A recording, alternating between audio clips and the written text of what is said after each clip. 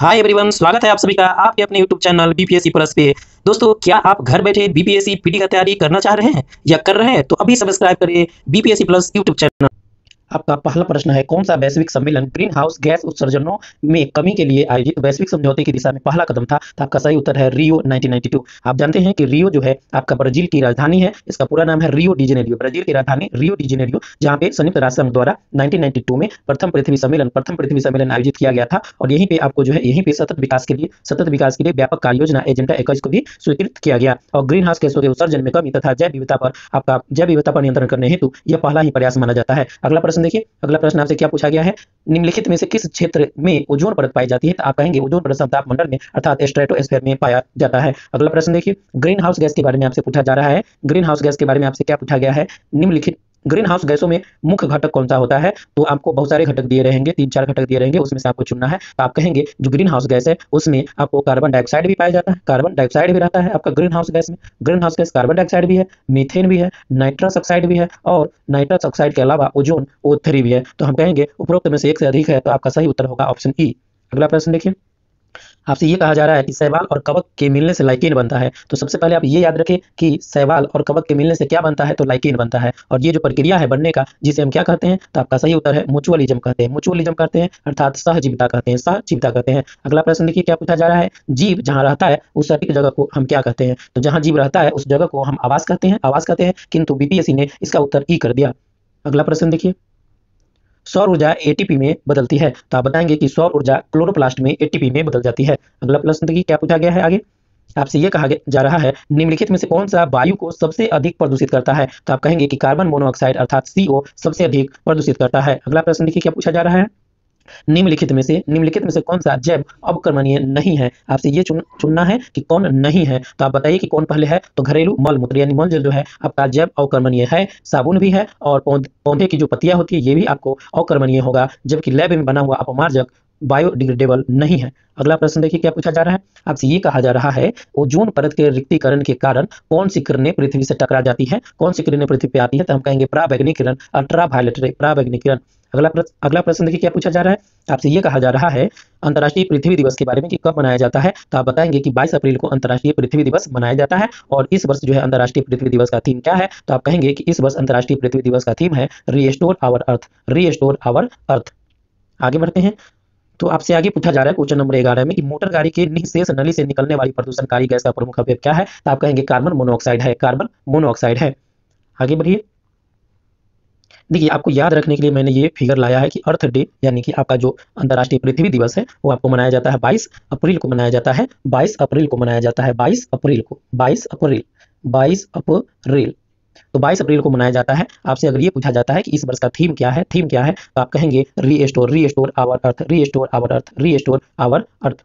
अगला प्रश्न देखिए क्या पूछा जा रहा है, कौन सा गैस अम्ल वर्षा का कारक है? हम कहेंगे अम्ल वर्षा के लिए सल्फर डाइऑक्साइड SO2 सर्वाधिक जिम्मेदार है, SO2। आगे देखिए, आपसे ये पूछा जा रहा है रेफ्रिजरेटर में लंबे समय तक फल ताजे बने रहते हैं, क्यों बने रहते हैं? क्योंकि निम्न ताप पर जैव रासायनिक प्रक्रिया की दर भी निम्न हो जाती है।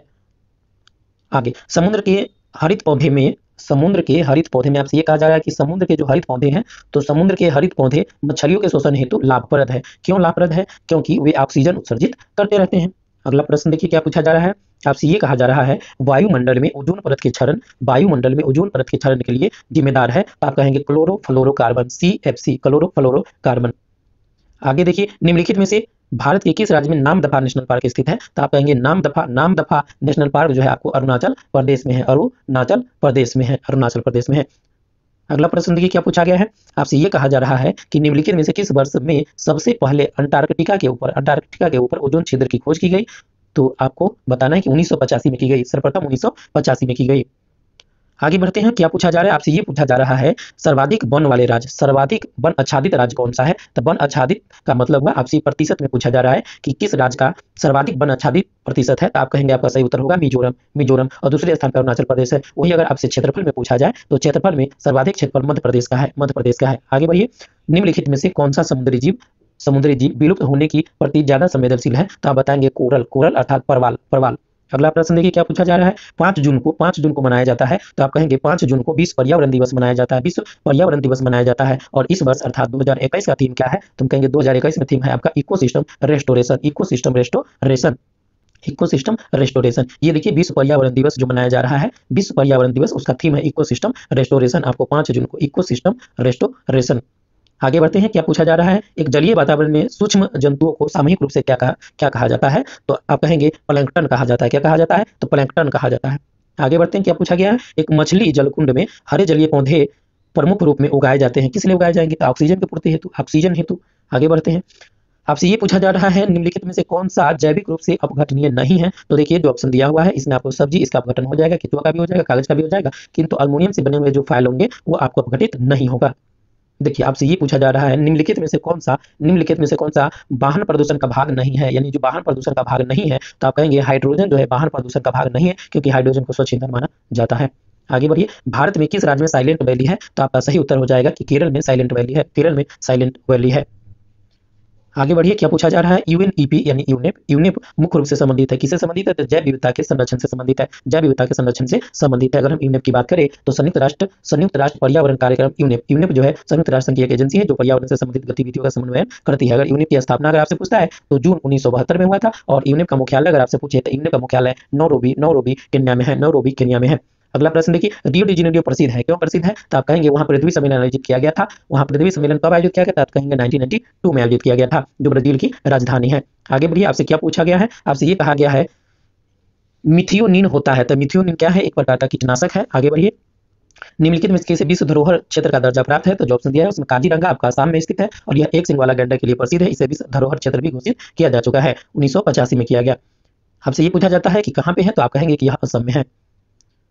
आगे बढ़ते हैं, क्या पूछा जा रहा है, आपसे ये कहा जा रहा है कि जलवायु परिवर्तन पर संयुक्त राष्ट्र संघ का कन्वेंशन ढांचा किससे संबंधित है, तो सबसे पहले ये बताइए कि 1992 में हुआ था, 1992 में हुआ था। और हम कहेंगे कि आपका ग्रीन हाउस गैस के उत्सर्जन में कमी लाना, इसका उद्देश्य क्या है, ग्रीन हाउस गैस के उत्सर्जन में कमी करना। आगे बढ़ते हैं, क्या पूछा जा रहा है, देखते हैं। अब हम देखते हैं, कुछ सूची दिया गया है, इस सूची को मिलान करना, सूची 1 की सूची 2 से। तो देखिए आपको त्वचा कैंसर हो जाएगा पराबैंगनी प्रकाश पड़ने से, अगर आप पे पराबैंगनी प्रकाश पड़ रहा है तो आप कहेंगे त्वचा कैंसर हो जाएगा। वही ध्वनि प्रदूषण या ध्वनि की तीव्रता डेसिबल में मापा जाता है, और वैश्विक तापन के लिए जिम्मेदार कार्बन डाइऑक्साइड है, CO2 है, और ओजोन छिद्र के लिए आप कहेंगे क्लोरोफ्लोरोकार्बन यानी CFC जिम्मेदार है। आगे बढ़ते हैं, अगला प्रश्न देखते हैं। आपसे ये पूछा जा रहा है निम्नलिखित में से किसकी मात्रा अम्ल वर्षा में सबसे अधिक होती है, तो आप जानते हैं कि अम्ल वर्षा के लिए H2SO4 और HNO3 जिम्मेदार है, अर्थात SO2 और NO2 जिम्मेदार है। सबसे पहले ये हम जानते हैं कि अम्ल वर्षा के लिए SO2 और NO2 जिम्मेदार है, किंतु अम्ल वर्षा में सर्वाधिक मात्रा में H2SO4 होता है, 70% जिम्मेदारी H2SO4 का है।